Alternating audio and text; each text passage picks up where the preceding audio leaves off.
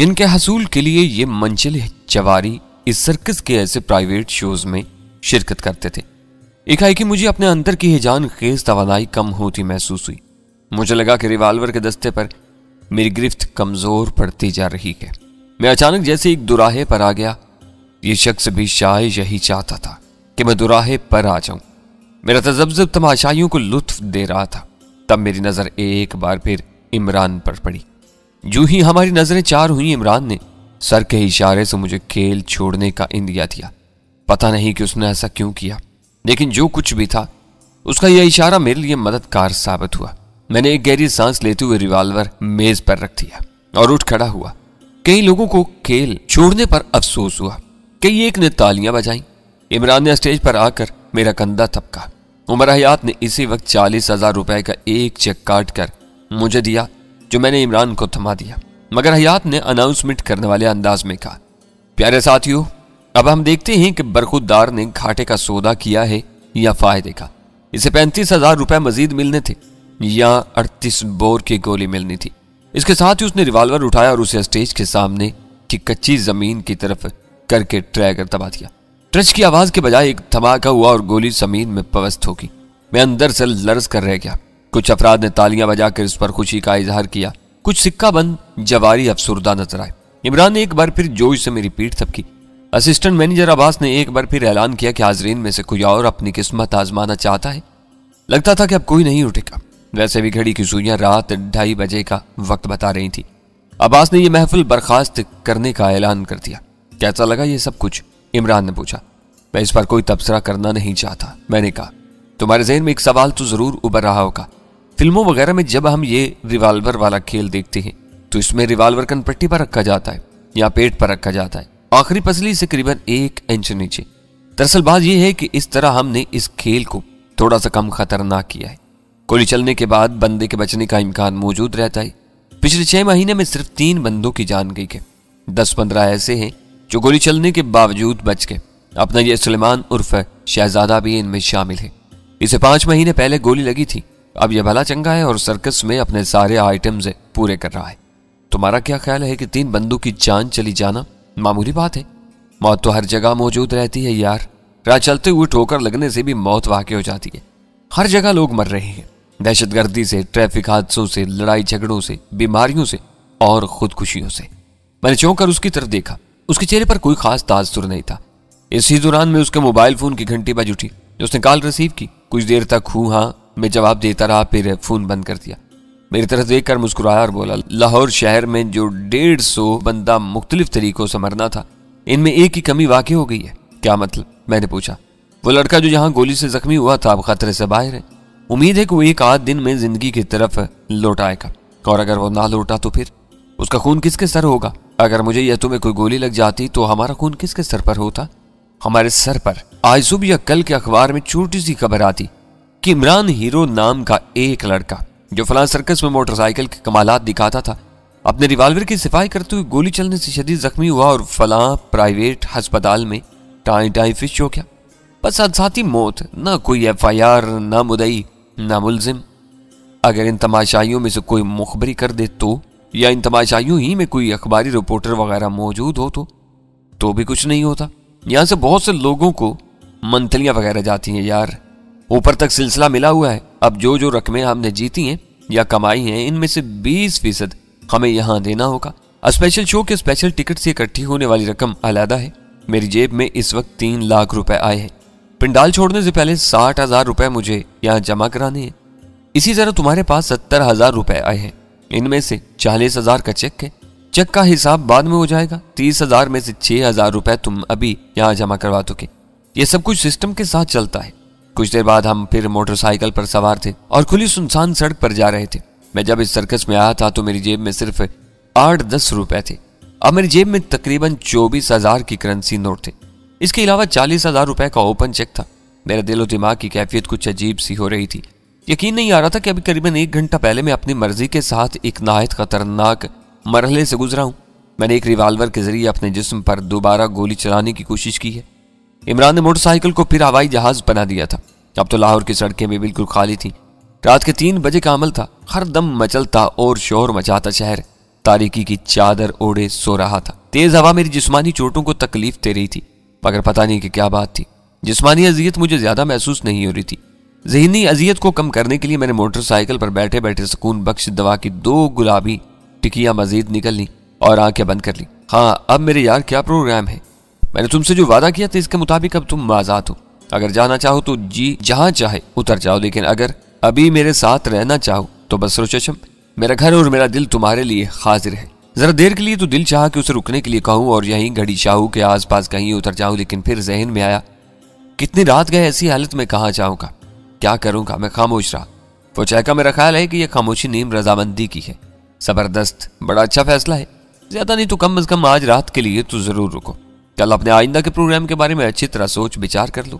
بندے نے جتنا بڑا فیصلہ کرنا ہو اس کے لیے اتنا ہی زیادہ وقت بھی استعمال کرنا چاہیے۔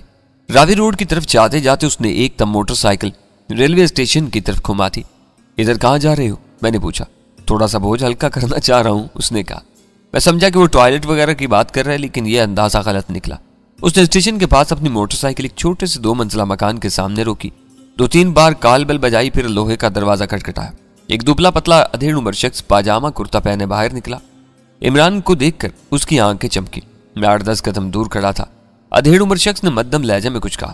جواب میں عمران نے اپنی جیکٹ کی جیب میں ہاتھ ڈال کر کوئی چیز نکالی۔ یہ یقیناً کچھ کرنسی نوٹ تھے۔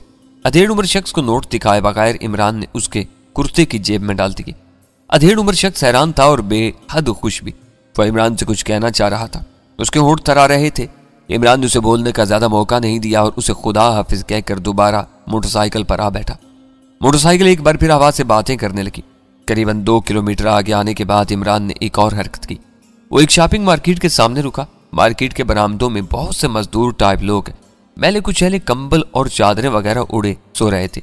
تاہم یہاں 10-15 افراد ایسے بھی تھے جو ایک کونے میں اعلیٰ اور روشن کیے بیٹھے تھے۔ یہ مزدور پیشہ لوگ جیسے عمران ہی کے انتظار میں تھے۔ جو عمران کی عجیب الخلقت موٹر سائیکل کی آواز ان کے کانوں تک پہنچی، وہ جوش کے عالم میں اپنی جگہوں پر کھڑے ہو گئے۔ عمران نے موٹر سائیکل ان کے بیچوں بیچ جا روکی۔ سلام ہیرو بھائی۔ سلام بھائی جان۔ سلام جی۔ بہت سی ملی جلی آوازیں اوپری۔ عمران نے ایک بار پھر اپنا ہاتھ جیکٹ کی جیب میں ڈالا۔ یہ 500 والے نوٹ تھے۔ وہ بڑی تیزی سے ایک ایک نوٹ ہر شخص کے ہاتھ میں تھماتا چلا گیا۔ شور سن کر کچھ سوئے ہوئے لوگ بھی جاگ گئے اور بھاگتے ہوئے موقع پر پہنچ گئے۔ 2-3 منٹ کے اندر ہی عمران نے 500 کے نوٹوں کی شکل میں 13-14 ہزار روپے تقسیم کر دیے اور پھر وہاں سے آگے بڑھ گیا۔ اب اس کا رخ سیدھا گھر کی طرف تھا۔ سلطانہ ڈاکو کا نام سنا ہوا تم نے؟ اس نے موٹر سائیکل چلاتے چلاتے بلند آواز میں مجھ سے پوچھا۔ کیوں، کیا بات ہے؟ میں نے کہا۔ سلطانہ ڈاکو میرے پردادا کے چچیرے بھائی کی بہن کا بیٹا تھا۔ اس کے علاوہ وہ میرے پرنانا کی بہن کا دیور بھی لگتا تھا۔ سلطانہ ڈاکو امیروں سے مال لوٹ کر غریبوں میں بانٹتا تھا۔ میں بھی کبھی کبھی اس سے ملتا جلتا کام کرتا ہوں۔ فرق صرف اتنا ہے کہ وہ امیروں پر پستول تان کر ان کو لوٹتا تھا، میں خود پر پستول تان کر ان کو لوٹتا ہوں۔ بلکہ آج تو تم نے بھی اس سے ملتا جلتا کام کیا ہے بھائی، واہ، میں بہت خوش ہوا ہوں۔ مجھے بالکل بھی امید نہیں تھی کہ تم 2-6 کھیلنے کی حامی بھر لو گے۔ جینا اسی کا نام ہے میری جان، آگے بڑھ کر جیو۔ سانس تو سبھی لیتے ہیں، مگر موت کی آنکھوں میں آنکھیں ڈال کر سانس لینے کا مزہ ہی کچھ اور ہوتا ہے۔ وہ بے پر کی اڑا رہا تھا اور اس سے زیادہ رفتار کے ساتھ اس کی موٹر سائیکل اڑ رہی تھی۔ جلدی ہم راوی روڈ کی گنجان آبادی میں داخل ہوئے۔ رات کے اس پہر بازار سنسان پڑا تھا۔ ایک یوکیزار اور 2-3 آوارہ کتوں کے علاوہ کوئی متنفس دکھائی نہیں دیا۔ عمران نے حسب سابق چابی لگا کر گھر کا دروازہ کھولا اور میرے ساتھ اندر داخل ہو گیا۔ بہرحال اس نے ایک احتیاط یہ کی تھی کہ اپنی شور مچاتی موٹر سائیکل کو بازار ہی میں بند کر دیا تھا۔ غالباً وہ نہیں چاہتا تھا کہ اڑوس پڑوس والے اس شور کو شور محشر سمجھتے ہوئے کلمہ پڑھ کر بیدار ہو جائیں۔ کچھ دیر بعد ہم نیم گرم کمرے میں کمبل اوڑے اپنے اپنے بستروں پر لیٹے تھے۔ میں جاگ رہا تھا اور میرے ساتھ عمران بھی جاگ رہا تھا۔ یقیناً وہ میرے بارے اور میرے حالات کے بارے میں جاننا چاہتا تھا، لیکن اس کے لیے وہ مجھ پر کسی طرح کا دباؤ ڈالنا نہیں چاہتا تھا۔ لیکن اس نے جیسے یہ سب کچھ مجھ پر چھوڑ دیا تھا۔ بس ہم کچھ دیر تک ادھر ادھر کی باتیں کرتے رہے۔ رات آخری پہر میری آنکھ لگ گئی۔ دوبارہ بیدار ہوا تو دن چڑھ آیا تھا۔ گھر سے باہر مخصوص شور سنائی دے رہا تھا۔ اس 4 دیواری سے باہر زندگی ہر طرف رواں دواں تھی۔ نتنوں سے کھانے کی خوشبو ٹکرائی۔ دیکھا تو سامنے میز پر ایک بھرپور ناشتہ چنا ہوا تھا۔ ڈبل روٹی، مکھن، فرائی انڈے، حلوہ پوری، چنے اور دودھ وغیرہ۔ عمران میرے سراہنے کھڑا تھا۔ اس نے میرے شانے کو ہلا جلا کر مجھے جگایا تھا۔ میں اٹھا تو بے ساختہ کرانے پر مجبور ہو گیا۔ کل جو کچھ میرے ساتھ اور میرے جسم کے ساتھ ہوا تھا وہ اپنے موجودگی کا پورا پورا احساس دلا رہا تھا۔ ایک ٹانگ تو چوٹ کے سبب بالکل اکڑ گئی تھی۔ میں کل بھی سارا دن لنگڑاتا رہا، مگر آج یہ لنگڑاہٹ ضرورت سے زیادہ تھی۔ ٹھوڑی کے نیچے والے گہرے کٹ میں سے خون رسا ہوا تھا۔ یہاں میری اپنی ہی بیلٹ کا آئینی بکا لگا تھا۔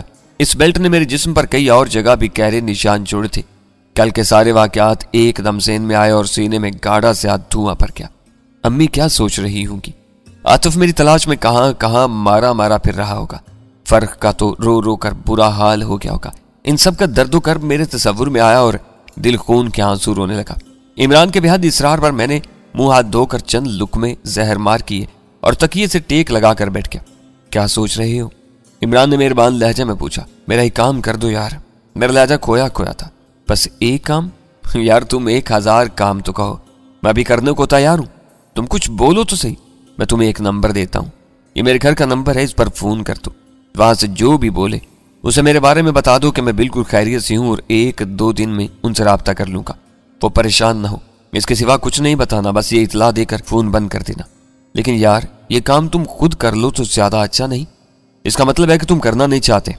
ارے تابی یار، ایک تو تم ناراض فٹافٹ ہو جاتے ہو۔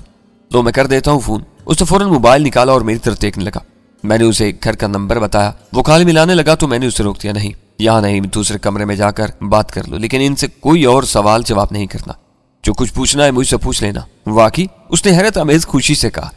میں نے اس بات میں سر ہلا دیا۔ وہ بات کرنے کے لیے دوسرے کمرے میں چلا گیا۔ پتہ نہیں کیوں میرا حوصلہ ایک دم اتنا ٹوٹ گیا تھا۔ اپنے گھر والوں کا سامنا کرنا یا ان سے بات کرنا تو دور کی بات ہے، مجھ میں اتنی ہمت ہی نہیں تھی کہ عمران میرے سامنے ان کو کال کرے۔ 2-3 منٹ بعد عمران واپس آیا۔ اس کے چہرے پر دکھ کا تاثر تھا۔ کس نے بات کی؟ میں نے پوچھا۔ میرا خیال ہے کہ تمہاری والدہ تھی، بس روئے جا رہی تھی، خدا رسول کا واسطہ دے رہی تھی کہ میں تم سے بات کروا دوں۔ میری آنکھوں میں آنسو بھر گئے۔ کتنی ہی دیر میں نے کوئی بات کی نہ عمران نے۔ آخر اس نے انگلیاں چلا کر اپنے بالوں کو پیشانی سے ہٹایا اور بولا، لگتا ہے بہت دکھی کر کے آئے ہو اپنے گھر والوں کو۔ تم شکل سے تو ایسے نہیں لگتے، کیا کوئی بہت بڑا مسئلہ ہو گیا تھا؟ اس کی آواز میں ہمدردی اور محبت کا ایسا رچاؤ تھا کہ میری آنکھوں میں جمع ہونے والے آنسو ٹپک پڑے۔ میں نے بمشکل خود پر ضبط کیا تو میرے شانے پر ہاتھ رکھ کر بولا، غم بانٹنے سے ہلکا ہوتا ہے میری جان۔ اگر مجھے کسی قابل سمجھتے ہو تو مجھے بتاؤ، ہو سکتا ہے کہ میں تمہاری مدد کر سکوں۔ میں نے پچھلے 24 گھنٹے میں عمران سے سیدھے منہ بات نہیں کی تھی، لیکن پتہ نہیں کیوں یہ شخص مجھے اپنے بہت قریب لگ رہا تھا۔ کوئی خاص بات تھی اس شخص میں۔ ہمارے درمیان تھوڑی سی گفتگو مزید ہوئی اور پھر میں نے خود کو اس بات پر آمادہ پایا کہ اسے اپنے حالات کے بارے میں سب کچھ بتا دوں۔ جب یہ موضوع شروع ہوا تو پھر باتیں کھلتی چلی گئی۔ درمیان میں وہ مجھ سے سوالات بھی کرتا رہا۔ اس کا انداز اتنا خلوص بھرا تھا کہ میں جو گوشے اس سے چھپانا چاہ رہا تھا وہ بھی چھپا نہیں پا رہا تھا۔ قریباً 2 گھنٹے کی گفتگو کے بعد عمران میرے بیشتر حالات سے آگاہ ہو چکا تھا۔ میں نے اسے اپنی اور ثروت کی محبت کے بارے میں بتایا، باجی اور اس کے گنڈا صفت یاروں کے بارے میں بتایا، اور پھر ان حالات کے بارے میں بتایا جن کا شکار ہو کر ثروت، اس کے بھائی اور بہن کو آنن فانن بیرون ملک جانا پڑ گیا تھا۔ عمران میری ان جسمانی چوٹوں کے بارے میں جاننا چاہتا تھا جو 24 گھنٹے پہلے میرے جسم پر آئی تھی، اور اس واقعے کے بارے میں جس نے مجھے مرنے کی حد تک مایوس کر دیا تھا۔ میں نے اسے اس بارے میں بھی بتا دیا۔ اپنے گھر کے قریب واقع پارک میں اچانک سیٹھ سراج سے میری مڈ بھیڑ، میرا سیٹھ سراج کو تمانچہ رسید کرنا اور سیٹھ سراج کے کارندوں کا مجھے مار مار کر نیم چاند کر دینا، میں نے سبھی کچھ عمران کے گوش گزار کر دیا۔ وہ سنتا رہا اور اس کے چہرے پر عجیب سی سختی نمودار ہوتی رہی۔ میری روداد ختم ہوئی تو وہ گہری نظروں سے مجھے دیکھ رہا تھا۔ اس کے تاثرات بتا رہے تھے کہ اس کا ذہن بڑی برق رفتاری سے کچھ سوچ رہا ہے۔ آخر اس نے گہری سانس لی اور بولا، یہ سراج جیسے لوگ ہی ہیں جنہوں نے زندگی کو سزا بنا رکھا ہے، یا ہم بندے کو جینے دیتے ہیں نہ مرنے دیتے ہیں۔ ان کے سامنے سر جھکاؤ گے تو یہ جھکے ہوئے سر کو اور جھکاتے چلے جاتے ہیں، یہاں تک کہ ناک زمین پر رگڑنے پر مجبور کر دیتے ہیں، اور اگر ان سے ٹکر لو تو پھر یہ اپنی طاقت استعمال کرتے ہیں۔ ٹکر لینے والے کو دوسروں کے لیے عبرتناک مثال بنانے کی کوشش کرتے ہیں۔ ہر اوج شاہد کنڈا، ہر وحشی ہر بابروئے کار لاتے ہیں۔ میں خاموش رہا۔ اس کی نظریں بدستور میرے چہرے پر رہیں۔ کچھ دیر بعد وہ اچانک بولا، کیا چاہتے ہو؟ ایک بار مزہ چکا دیا جائے اس سیٹ کو؟ میں سمجھا نہیں۔ اینٹ کا جواب پتھر سے بھی دیا جا سکتا ہے، لیکن اینٹ کا جواب کم از کم اینٹ سے تو ہم دے سکتے ہیں۔ میرے پاس 1-2 بندے ایسے ہیں جو زہریلے مچھر کی طرح سیٹ کی ناک میں گھس کر اس کا جینا حرام کر سکتے ہیں۔ نہیں، میں نفی میں سر ہلایا۔ وہ بڑا خبیث بندہ ہے، ہر حد تک جا سکتا ہے، اور میری ماں ہے، بہن بھائی ہیں، میں ان کے لیے خطرہ مول نہیں دے سکتا۔ اس کی بھی ماں ہوگی، ماں نہیں ہوگی، گھر والے تو ہوں گے، بیوی بچے بہن بھائی۔ کیا وہ اکیلا ہی دنیا میں ٹپکا ہوا ہے؟ تم ٹھیک کہہ رہے ہو، لیکن میں ایسا نہیں چاہتا۔ تم کیا چاہتے ہو؟ कुछ भी नहीं। मैंने अपनी ठोड़ी की गीली पट्टी उतारते हुए कहा, यह तो नहीं हो सकता कि तुम कुछ न चाह रहे हो। जो कुछ सेठ ने तुम्हारे और सरवत वगैरह के साथ किया है, उसके बाद तो 7mm की 3-4 गोलियां उसकी खोपड़ी में ठोक दी जाए तो ये भी कम होगा। अगर ये नहीं तो फिर भी कुछ न कुछ सजा तो मिलनी ही चाहिए। तुम ना भी दो तो मैं जरूर दूंगा। क्या मतलब? सेठ की थोड़ी सी धुलाई थोड़ी सी खींचा खांची और फेंटा फेंटी। लेकिन घबराओ मत, तुम इसमें मुलव्विस नहीं होगे। तो बस किसी महफूज जगह पर बैठकर तमाशा देखना, इससे तुम्हें थोड़ा सा सुकून मिलेगा और मुझे भी। तुम पहेलियां भिजवा रहे हो? नहीं, मैं तो साफ और सीधी बात कर रहा हूं। सेठ ने जो कुछ किया उसकी सजा तो काफी संगीन होनी चाहिए, लेकिन चलो शुरू में छोटा सा ट्रेलर ही सही। मेरा जी चाह रहा है जाने मन सेठ की इस जगह दुर्गत बनाई जाए जहां उसने तुमसे मारा मारी की है। वही लोग उसका तमाशा भी देखें जिन्होंने तमाशा तुम्हारा देखा था। अगर ऐसा हो भी गया तो उससे क्या होगा? बस मेरा कलेजा ठंडा हो जाएगा और तुम्हें परेशान होने की जरूरत नहीं। ये बिल्कुल अलग मामला होगा, इसको तुम्हारे मामले से बिल्कुल भी नथी नहीं किया जा सकेगा। समझो कि हम राह चलते सेठ से झगड़ा मोल लेंगे और आनंद फानंद उसकी दुर्गत बना देंगे। तुम देखना, बड़ी क्लासिकल सिचुएशन बनेगी। मुझे उससे कोई दिलचस्पी नहीं है। तुम्हें किससे दिलचस्पी है? बताओ, किससे दिलचस्पी है? दुनिया में कोई काम ऐसा नहीं है जिसे इंसान मजबूत इरादे के साथ करना चाहे और वो ना हो सके। अगर पहाड़ अपनी जगह से हिलाए जा सकते हैं, दरियाओं के रुख मोड़े जा सकते हैं और चांद पर कदम रखा जा सकता है, तो और कौन सा काम मुश्किल होगा? अगर सरवत बीबी की याद तुम्हारे दिल को जख्मी कर रही है तो इसका इलाज भी मुमकिन है। उसे भी ढूंढा जा सकता है, न सिर्फ ढूंढा जा सकता है बल्कि उससे कबूल है भी करवाया जा सकता है। देखो, ये सब कुछ हो सकता है, सारे काम मुमकिन है, लेकिन शर्त यही है कि पहले तुम अपने दिलो दिमाग पर छाई हुई मायूसी की धुंध साफ करो। जिंदगी क्रिकेट के खेल की तरह है प्यारे। बॉलिंग कितनी भी सख्त हो, पिच कितनी भी खराब हो, लेकिन विकेट पर खड़े रहना बहरहाल आउट होने से बेहतर होता है। बंदा विकेट पर खड़ा रहे तो खुशियों का थोड़ा थोड़ा स्कोर खुद ही बनना शुरू हो जाता है।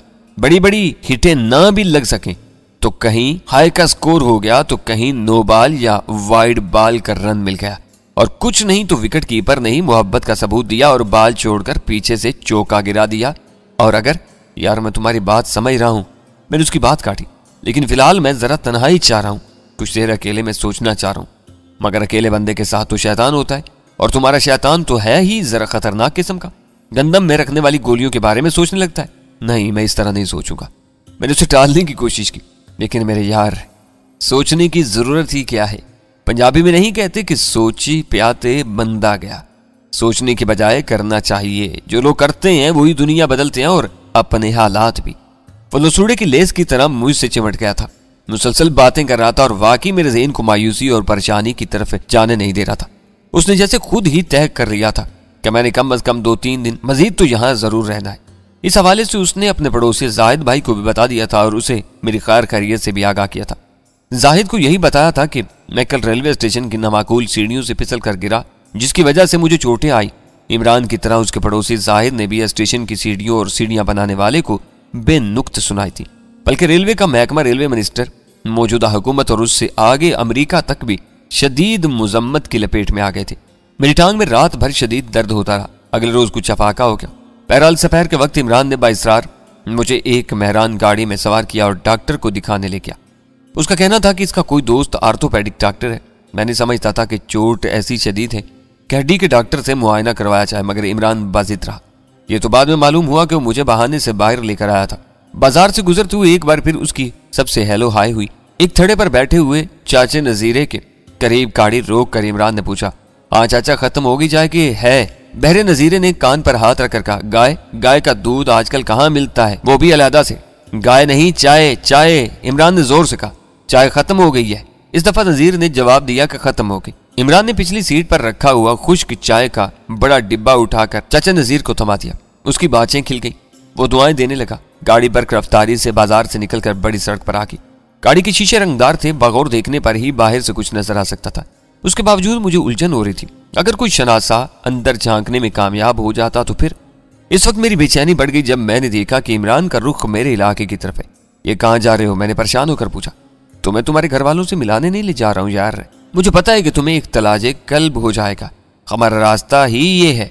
2-3 मिनट बाद मेरी बेकरारी अरूज पर पहुंच गई। वो बड़ी तेजी से उस पार के करीब पहुंच रहा था जहां 2 दिन पहले मेरी जिंदगी का अंदरनाक तरीन वाकया पेश आया था।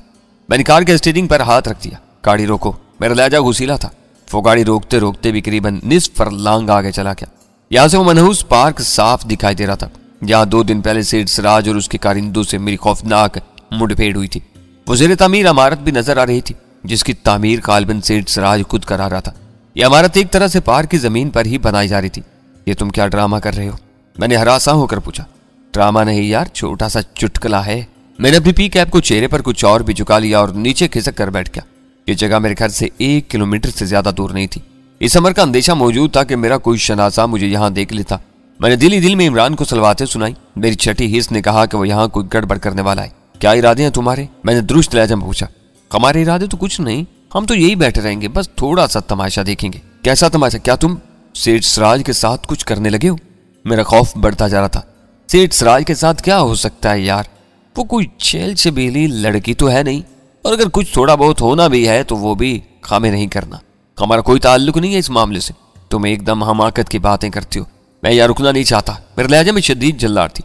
تو اتر کر چلے جاؤ، وہ مسکرایا۔ وہ جانتا تھا کہ میں یہاں جانے پہچانے لوگوں کے درمیان گاڑی سے اترنے کی کوشش نہیں کروں گا۔ میں نے ہاتھ دروازے کے ہینڈل پر رکھا مگر دروازہ کھولنے کی ہمت نہیں کر سکا۔ ہماری اس گفتگو کے درمیان میں ہی میں نے عمران کو ذرا چونکتے دیکھا۔ ہماری گاڑی کے پاس سے ایک سزوکی پک اپ ہائی روف گزری۔ مجھے شک ہوا کہ اس میں سیٹھ سراج تھا۔ ویسے تو اپنی سیاہ چمکیلی ہونڈا میں سفر کرتا تھا، تاہم اس کے علاوہ بھی وہ 1-2 گاڑیاں استعمال کرتا تھا۔ سفید پک اپ کے پیچھے ایک نیلی اسٹیشن وین تھی۔ پک اپ کا رخ پارک کی طرف تھا۔ سیٹھ سراج شام سے پہلے زیر تعمیر عمارت کا کام دیکھنے جا رہا تھا۔ ابھی وہ پارک سے دور ہی تھا کہ زوردار آواز آئی۔ پک اپ نے ہلکی سی بریک لگائی تھی۔ عقب میں آتی ہوئی نیلی اسٹیشن وین کے ڈرائیور نے دھماکے سے گاڑی پک اپ میں ٹھونک دی تھی۔ ایک دم بہت سے لوگ اکٹھے ہو گئے۔ دور ہی سے نظر آ رہا تھا کہ نئے ماڈل کی سوزوکی کا پچھلا حصہ پیچھے کر رہ گیا ہے، اور پھر میرا شک یقین میں بدل گیا۔ سوزوکی ہائی روف میں سیٹھ سراج ہی تھا۔ وہ اپنے چوڑے چکلے جسم کو ہچکولے دیتا ہوا سوزوکی کے اگلے بائیں دروازے سے باہر برآمد ہوا۔ نیلی اسٹیشن وین میں سے بھی 2-3 نوجوان نکل آئے۔ تنازع شروع ہو گیا۔ میرا جسم سنسنا رہا تھا۔ عمران نے جو کہا تھا وہ کر دکھایا تھا۔ جائے حادثہ پر شروع ہونے والا تنازع ایک دم ہی لڑائی میں بدل گیا۔ اسٹیشن وین میں سے برآمد ہونے والے 4-5 نوجوان جو یقیناً عمران کے ساتھی تھے، سیٹھ سراج اور اس کے 2 کارندوں پر پل پڑے۔ میں نے دیکھا کہ ایک سرخ و سفید پٹھان نما شخص کا زوردار جھانپڑ کھا کر سیٹھ سراج پشت کے بل پختہ سڑک پر گرا۔ اس کے ایک کارندے نے شاید پک اپ کے اندر سے کوئی ہتھیار وغیرہ نکالنے کی کوشش کی، لیکن ایک دوسرے نوجوان نے اسے کمر سے پکڑا اور بے پناہ شدت سے گھما کر ایک الیکٹرک پول سے دے مارا۔ دیکھتے ہی دیکھتے وہاں ہنگامہ برپا ہو گیا۔ پٹھان اور اس کا ایک ساتھی سیٹ سے چمٹ گئے۔ انہوں نے اسے دوبارہ سڑک پر گرایا اور چند سیکنڈ میں روئی کی طرح دھنک کر رکھ دیا۔ اس کے دونوں ہٹے کٹے کارندے بھی اسٹیشن وین سے نکلنے والے نوجوانوں کے ہاتھوں بری طرح پٹ رہے تھے۔ یہ سین ذرا قریب سے دیکھنے کے لیے عمران گاڑی سے اترا اور بھاگتا ہوا موقع پر پہنچ گیا۔ وہ چھڑانے والوں میں شامل ہو گیا۔ تاہم میں نے صاف دیکھا کہ وہ بظاہر تو سیٹ کو چھڑانے کی کوشش کر رہا تھا، لیکن اصل میں اپنے ساتھیوں کو مارا ماری کا مزید موقع دے رہا تھا۔ دیکھتے ہی دیکھتے اسٹیشن وین والے نوجوان واپس گاڑی میں بیٹھے اور آنن فانن نظروں سے اوجھل ہو گئے۔ دیکھنے والوں کو یہی لگا تھا کہ شاید وہ گاڑی کو سائڈ پر لگانے لگے ہیں، مگر وہ چند سیکنڈ میں اڑن چو ہو گئے۔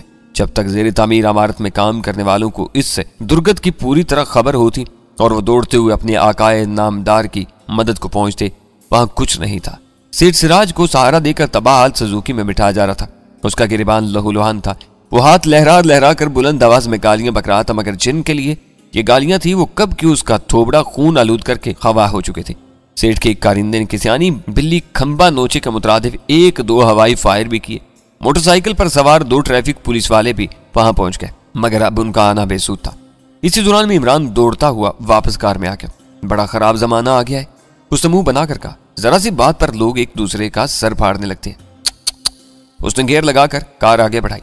ہم جائے حادثہ کے پاس سے گزرے۔ وہاں ہجوم کی وجہ سے رفتار خاصی کم تھی۔ میں نے اپنا چہرہ پی کیپ اور ہاتھ کی اوٹ میں چھپایا ہوا تھا۔ میری نظر سیٹھ سراج کی پھٹی ہوئی قمیض اور لہولہان تھوبڑے پر پڑی۔ سینے میں نفرت آمیز خوشی کی ایک چھوٹی سی لہر توڑ گئی۔ سیٹھ کے جرم کے مقابلے میں یہ سزا بہت چھوٹی تھی، لیکن سزا تو تھی۔ وہ بنائے ہوئے انداز میں کسی کو موبائل فون سے کال کر رہا تھا۔